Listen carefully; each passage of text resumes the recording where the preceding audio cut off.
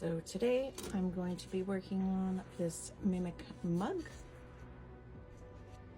and I usually start with just pre-mixed a color in a little cup because it is a very good way to contain things and doesn't take up much space.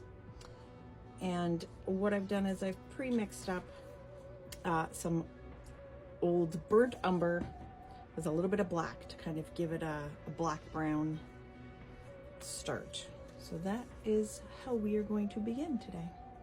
And my table is not very level, so I'm just going to sort of dry brush slash a little bit of wet brush. I'm not going to make it super dry because this is sort of our base coat, but I do want not to completely cover the black primer that's deep in the cracks because we want to have a good amount of texture on here. So I'm just going to do it pretty much everywhere. I'll avoid the metal bits if possible, but it doesn't really matter to me if I get it on the metal bits or the eyes. The eyes are going to be done separately anyway. I do want to make sure I get the fleshy wood around the eyes, so I'm just going to basically do kind of like this.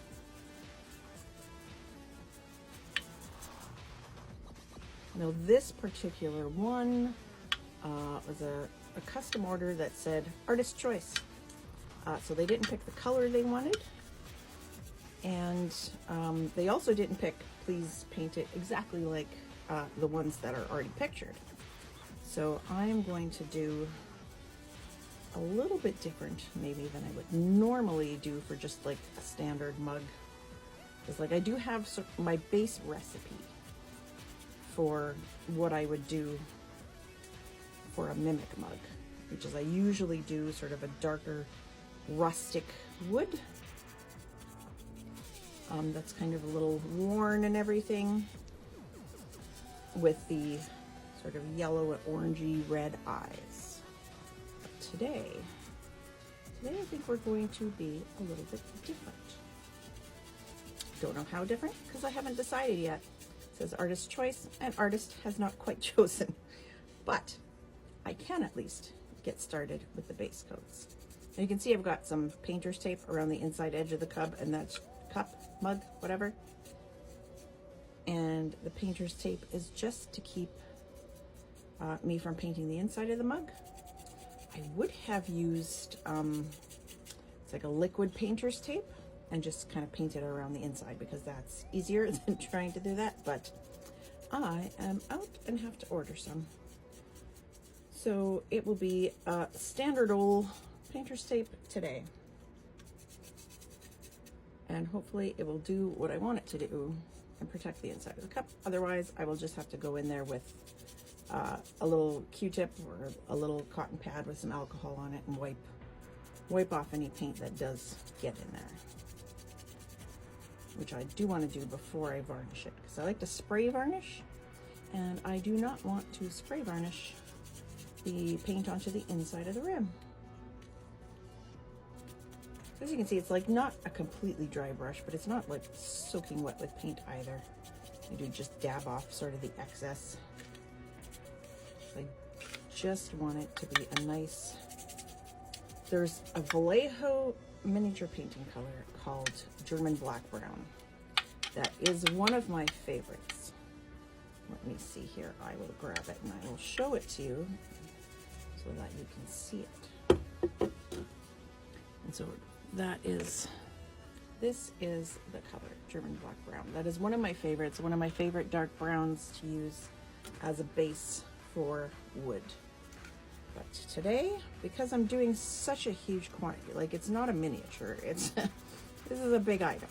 So because it's such a huge quantity, I usually start off doing this kind of thing with just craft paints.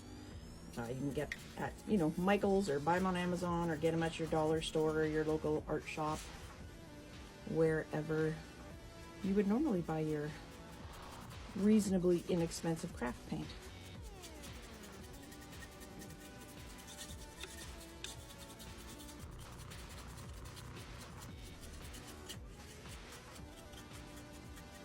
And the trick to doing wood is to not try and make it perfect. Nature is not perfect in general. Wood is rarely perfect looking unless somebody spends a lot of time working on a piece of wood.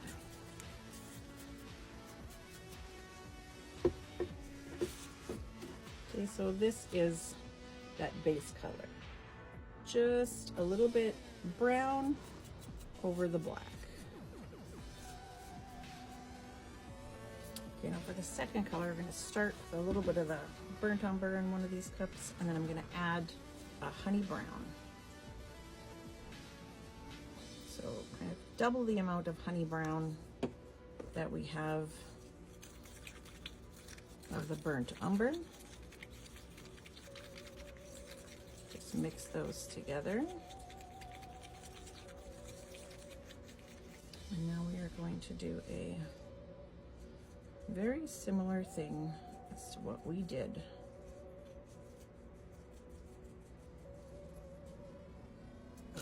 before. So now we've got our dark brown kind of base coat.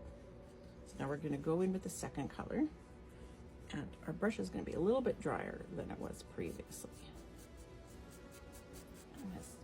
So like I said before, I don't go in just one direction. I'm going to go in all directions here because I don't want it to get too far into the grooves. I do want to stay reasonably on top, so I'm not going to push too hard with the brush. Because if you press too hard with your dry brush, then your brush bristles are going to go down into the grooves of the wood, and they're not going to stay on top like you want them to. Okay, so what I'm going to do now that we've got this second color on here, I'm going to take that honey brown, which is just, you know, your folk art, your deco art, whatever, any kind of color that looks like that. I'm going to add a couple drops of yellow to it.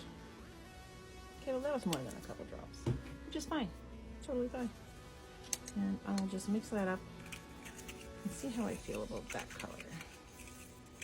I'm trying to make this a bit of a lighter wood.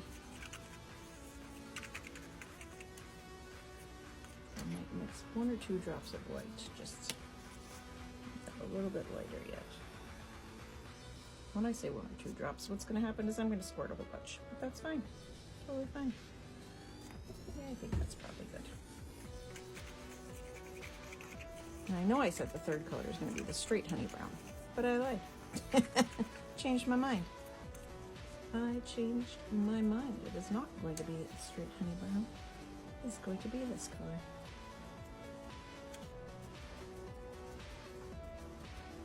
Like that look. So that is what we're going to do. Now I'm just going to, like I said, nice, reasonably wet brush. Not being quite as rowdy as I was with the first couple of layers.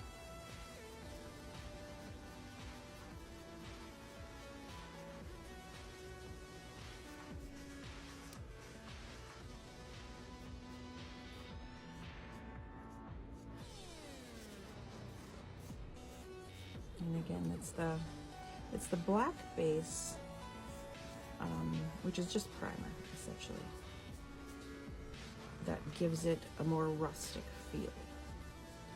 If you did not want a more rustic feel to it, if you wanted it to be sort of like it was a newer wood, then you would use a brown base.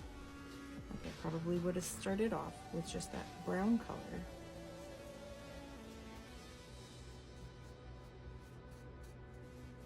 Very likely mixed a little bit of that color in with a primer. But I did want to stick with sort of a rustic feel. I just want to go a bit lighter with the wood on this one than I have on the previous ones. Because sometimes a person just wants to change things up a smidge. And the person who has purchased this one has given me the license to do that by selecting Artist's Choice. So that means that while they ordered a custom mug, they actually want it to be painted just for them, but they want me to select the colors, which is handy. And just going up and down.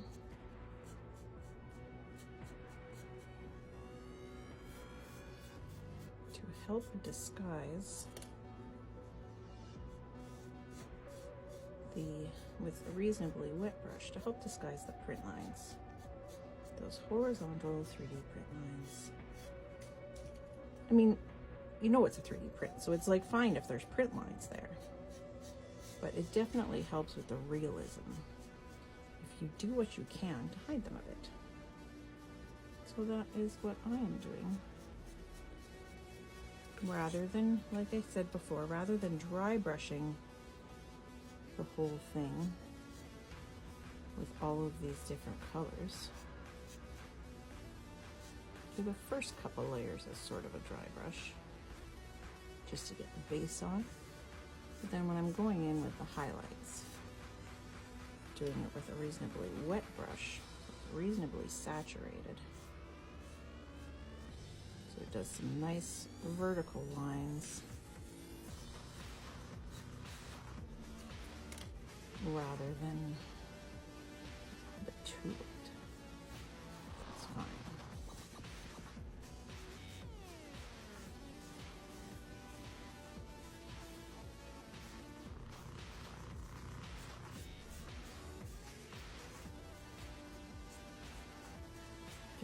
Going right in to the mouth and everything, because it's gonna, that part is gonna be a little bit more blended to bring in the flesh tones after, than you would with the flesh. Make sure I got it pretty good. And the handle, because I want it to look a little more worn, like where people would be grabbing the handle on a regular basis, that is going to get a few more layers of lighter color, but like strategically placed right where I want them. Okay, so I'm going to do a highlight. I'm going to start with a little bit of white in there. What I'm going to do is I'm going to add some thinner after. A little bit of honey, the honey brown. Sort of want to make a light edition of the honey brown. And where's my thinner? Here it is. Some thinner slash flow improver, whatever you have that will work for this, just to thin the paint, because I want it to be a little more thinner, right? So that it gets a little translucent-y, which just means I'll need more layers, but that's fine. And I want it lighter than that, so more white in there. I might end up making too much. It's okay though, I can use it for other things. Sometimes if I make too much of a color, I just put it in a little dropper bottle. I've got about a bunch of empty little, I think that's looking pretty good. I want it a little thinner yet though. I've got a big bottle that refills these, so I like the small squirty ones though for using on a regular basis. So I've got some of these size little bottles. I think they're 15 mils. So if I make a color that's like a custom color and I make too much, I just end up, if there's enough to bother with, I will dump it in the thing. So now we are going to do the next layer of highlighting on the mug. So what I'm going to do is I'm just going to be spot highlighting these a little more. Need something for this to rest against. Again, my table's not very sturdy. So I'm just going to be going on each of these parts. Now when it dries, it's not going to be as light as that. It'll just blend in a little more. So I'm just going on the most, as I would say, sticky outy parts.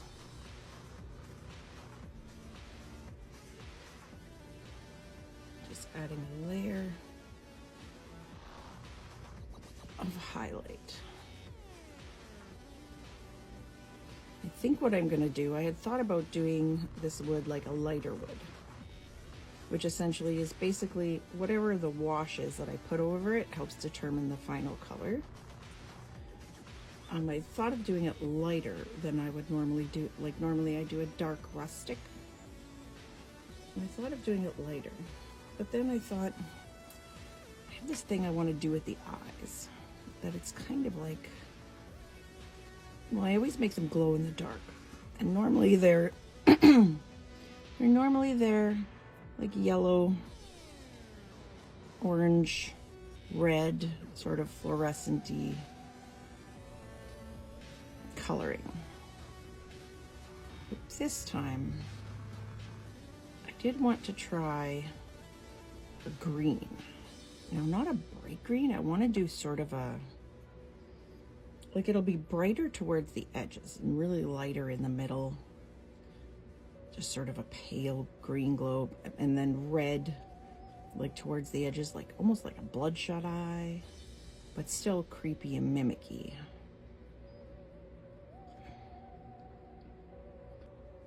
As you can see, it's really blending nicely into the colors underneath and just bringing that color up. So I am just going to continue on this side of the mug here. Now I think what I'm going to do is likely do a wash over this that's got reddish tones to it. Reddish and like an orange, but mostly like red. Kind of like a, just trying to get a redwood sort of tone out of it. Or at least that's the general idea.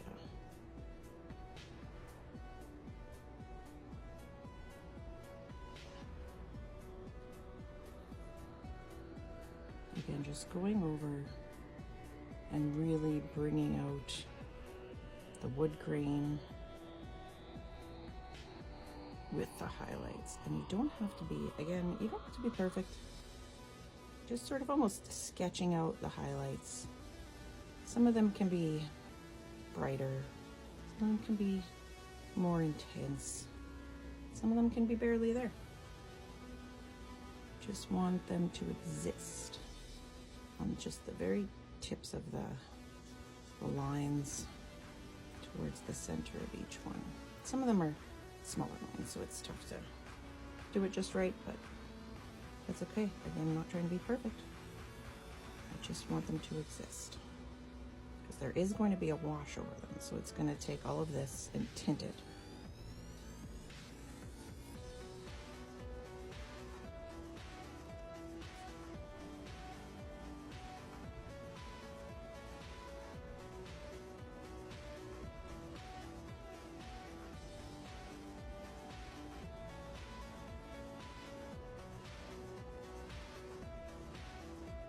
And again, like I was saying previously, if you wanted this to have less of a rustic look, then you wouldn't have used a straight, like black base.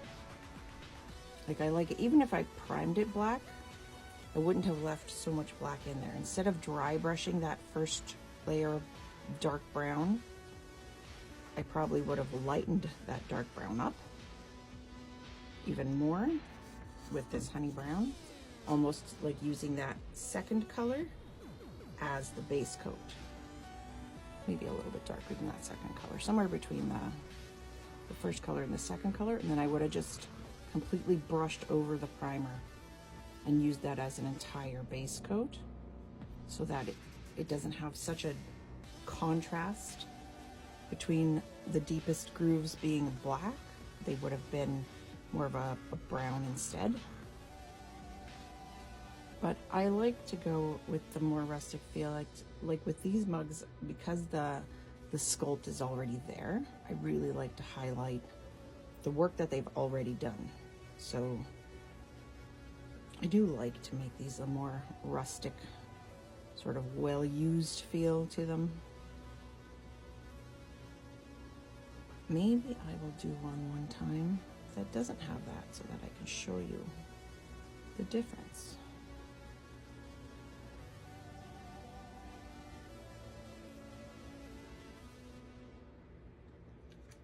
So you can see kind of how it is changing the tone and the sketchiness. Again, with the vertical lines, because it's a 3D print, which I think I said before, You've got all those vertical, I mean those horizontal print lines. And to help with the realism of like the wood grain and stuff, I do like to, when there's a horizontal grid line, make sure I'm using a lot of vertical strokes to sort of trick the eye to following the strokes up and down, rather than seeing all those print lines going across. It's not really a trick, but the eyes think it is. And the eyes have it. Ha ha ha. So I just continue doing this across all of the wood grain on the mug. Again, it doesn't have to be perfect, right? It just has to be there. Because there are going to be more layers over this after. So there's going to be a wash, but it doesn't stop at the wash. But generally after the wash, I am going to go back in, do a little bit more highlighting, and then I leave the wood be for a while, and then I will go back and start on the eyes and the mouth, and then work on blending the flesh color around the eyes and mouth into the wood around it. So that's why I want to get the wood done first, so I know the kind of tones I need to use for blending. Okay, so here we have it. We've got base coat, second color, third color, and highlight. And next, we are going to wash it. So stay tuned for some information on how to wash to get the color we're going for. And then after that, it will be the rest. And once all of this is done, I will post it as a tutorial on my YouTube channel. So we are doing part 2 of working on this Mythic Mug. We've got the colors generally ready to go to be washed, and now we're gonna make up our wash. So heaven forbid I use anything I already have. I'm gonna make up something that makes sense to me. So one of my favorite washes for making more reddish wood is Vallejo's wood grain. It's not a wash, it's a translucent paint.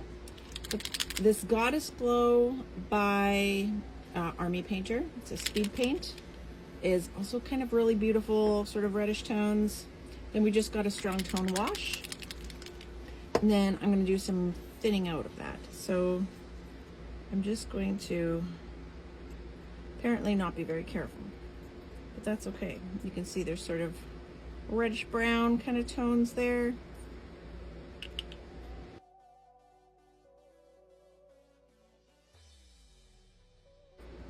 The strong tone has some more sort of browns to it. And then I'm just going to use a ton of thinner.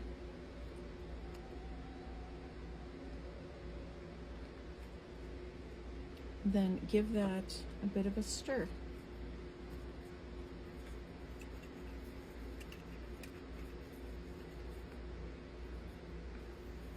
I think a little more Goddess Glow in there. Yes, I do like that. A nice redwood, not a cherry red. It's not that red. It is brownish still, but it's got a nice red tint to it. So I think we are ready to go. We'll see. I'm just going to do a little test spot to see if I want to reduce the amount of, I don't know, transparency or whatever. So I'm just going to go here. And I do like the way that's coming along. So I will go ahead with it then. And you do kind of want it to settle in the crevices and such, so you can be a little heavier with this than you might with paint.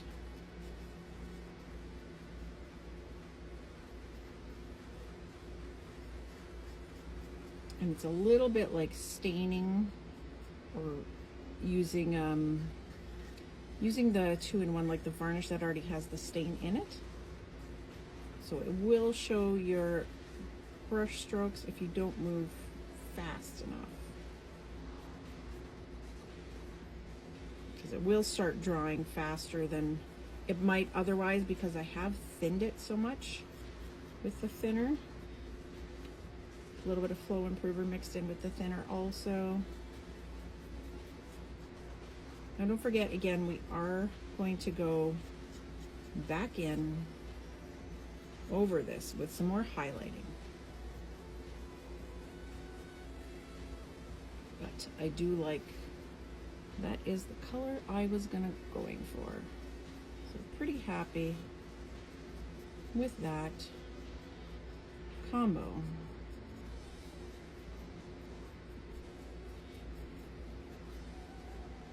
And just trying to make sure I'm getting it in all of the crevices, cracks. One of the reasons to do a wash all over everything is to bring all of the colors together under a single sort of tone. And so all the colors are still there. They're just now coming together under sort of a reddish vibe, if you will.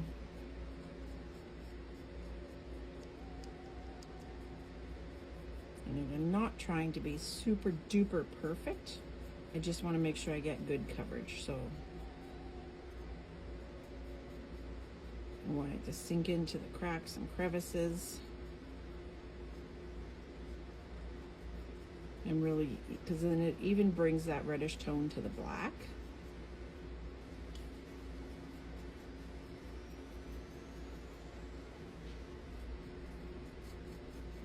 And I will give it a look over after I'm done, just to make sure I haven't missed any parts. Usually that just means turning it upside down and to the side, just to make sure I don't see any spots where I just glaringly missed adding the wash. Okay, well, I've got a nice blend here of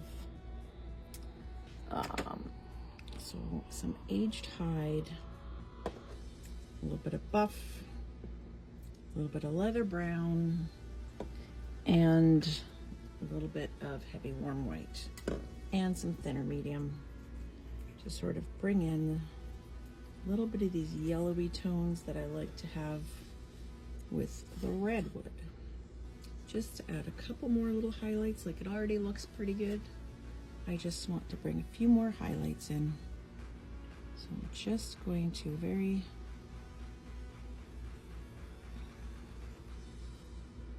gently, like it's mixed with some thinner medium, so it will blend nicely. But I just want to do this little bit before I pause on the wood. Bring in these last highlights now that it's been washed, this lovely redwood color.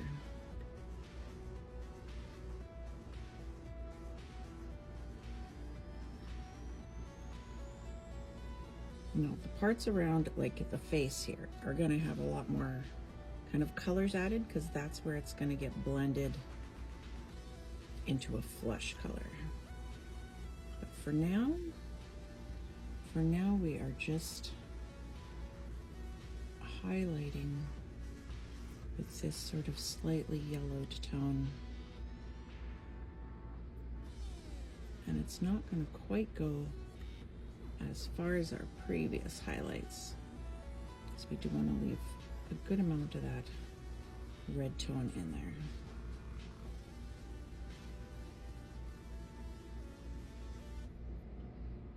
Again, it's just sort of a sketching the highlights on. Like, it doesn't need to be super saturated. It doesn't need to be perfect. Just want that nice kind of highlighted tone so you can see the difference already, which is looking very nice. I might have gone a little heavy in there.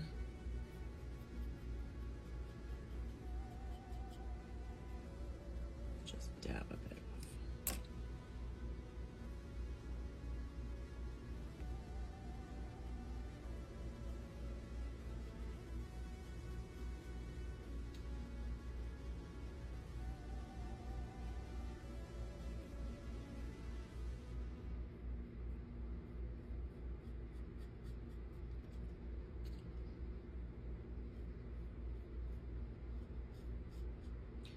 I had originally thought I was going to make this like a blonde wood,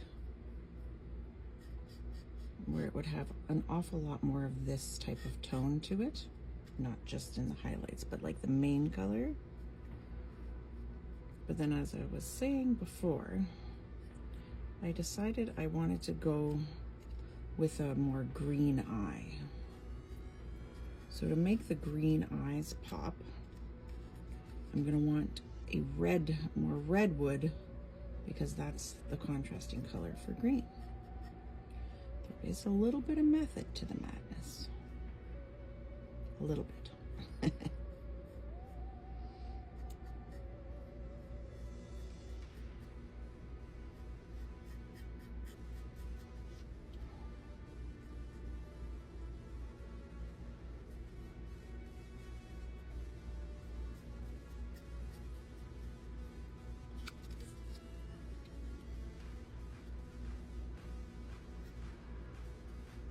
I like how the top of the handle kind of gives the feel of like a knuckle up there, which is kind of cool.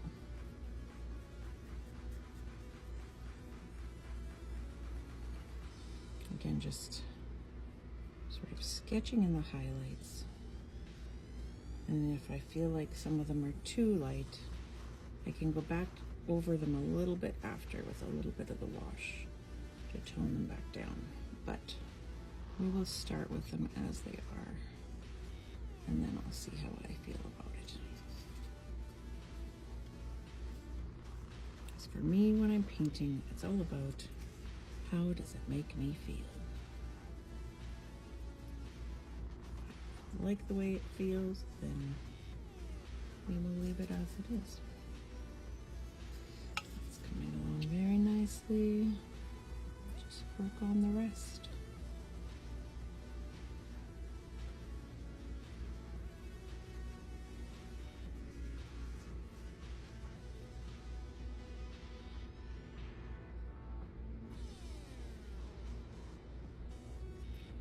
I do like the tone of this wood and the way it's turning out, so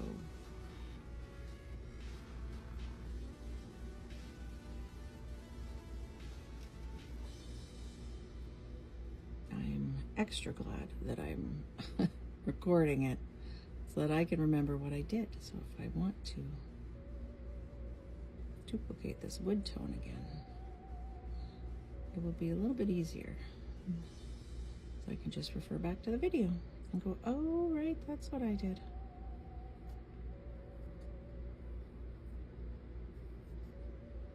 So again, I'm not quite putting it on every single one.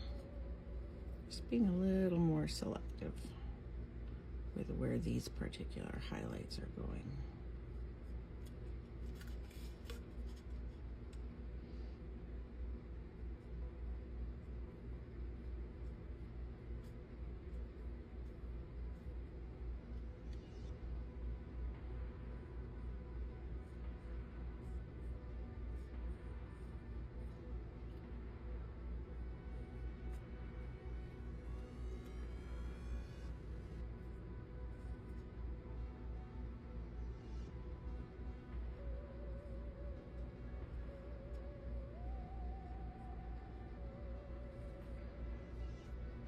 I'm just using the very tip of the brush and sometimes even just the edge. Like I'm not pointing it right at the thing, just kind of going along the side at an angle. So I do want to have a good amount of control as to where these highlights are in fact going to end up.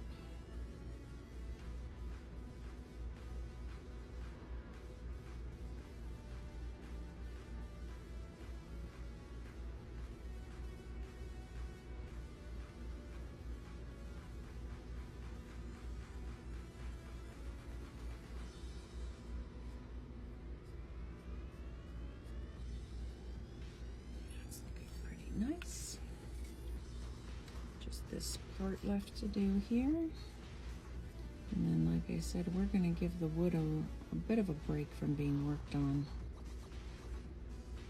And move instead over to the eyes and the mouth.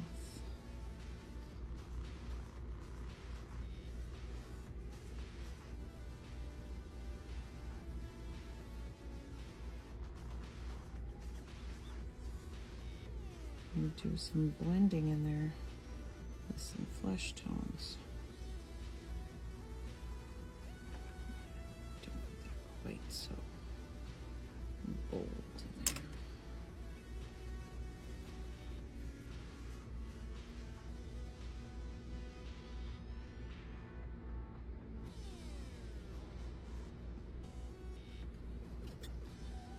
Getting close to being done this section.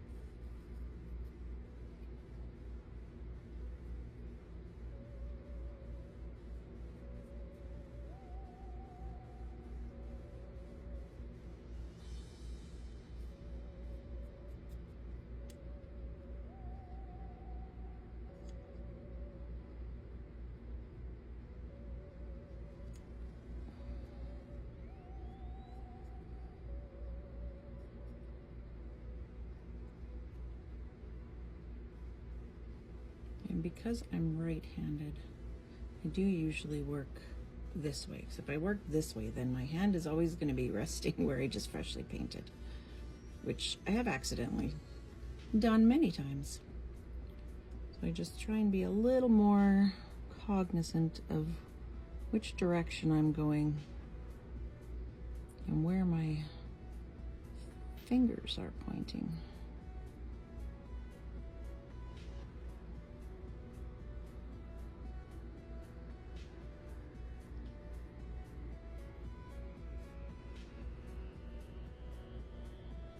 Again, I always want to make sure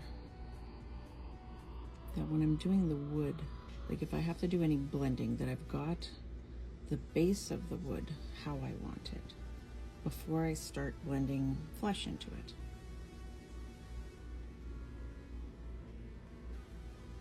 Because it is easier to blend flesh onto wood when the wood's right. Then you don't have to go back in and go, oh, I should have made that wood a little bit different. Well, it's a little bit too late once you've already gotten knee deep into the process with the flesh blending.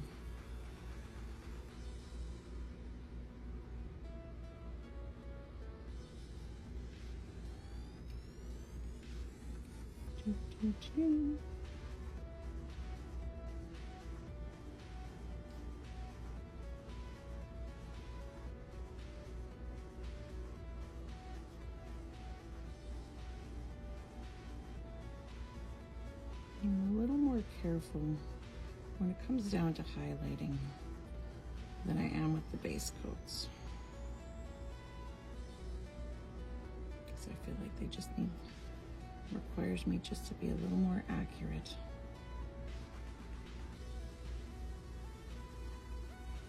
I do want these a little lighter.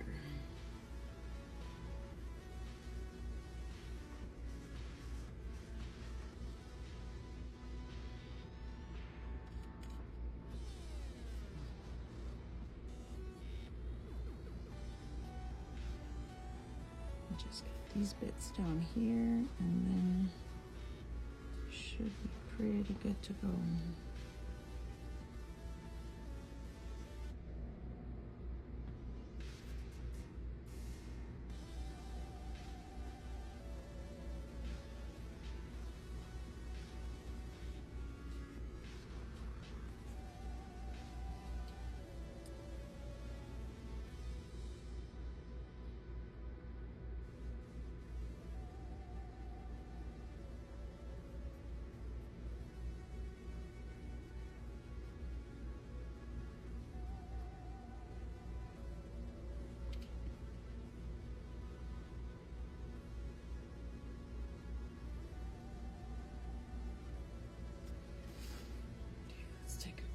yonder. I think that's pretty good. And we'll just leave it there for now and get started on the rest.